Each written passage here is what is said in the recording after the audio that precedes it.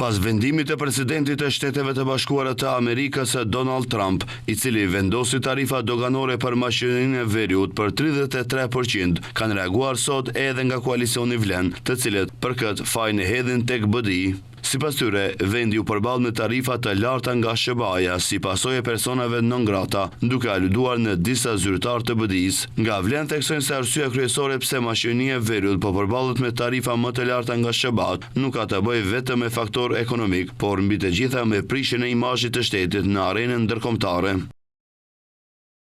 Kjo prishje e imazhit është rezultati drejt për drejt i keq qeverisjes dhe skandaleve të ish-pushtetit, duke përfshirë edhe funksionarët e BDI-s, të cilët sot ndodhen në listën e zezë amerikane, që nuk janë të vetëm, bashkë me ta janë edhe keqpërdorues nga kampi Maqedonas. Këta faqezin që sot janë bashkë në listën e zezë amerikane i ka bashkuar korrupsioni në bashkëpunimin për shkatërimin e vendit. Koalicioni Vlen vlerëson se mashinia e veriut ka nevojë për politika të reja, për një qasje serioze ndaj ekonomisë dhe për të rindërtuar marrëdhëniet me partnerët ndërkombëtar, jo për si shton hipokrizi nga ata që e kanë shkatruar këtë vend. Ndërkaq, në lidhje me vendosin e tarifës për mashininë e veriut, gjatë ditës së djeshme reaguan edhe nga qeveria, të cilat deklaruan se tarifat e Trumpit nuk do të kenë ndikim në ekonomi dhe se ata theksuan se ekipet qeveritare kanë kohë që pa analizojnë pasojat e mundshme dhe së bashku kanë përgatitur një plan për tejkalimin e situatës. Kujtojmë se tarifat e SBA-s nga rajoni, Serbia është prekur me shkallën më të lartë prej 37.2%, e ndjekur nga Bosnia dhe Hercegovina me 35%, Republika mashinisë e veriut të 33%,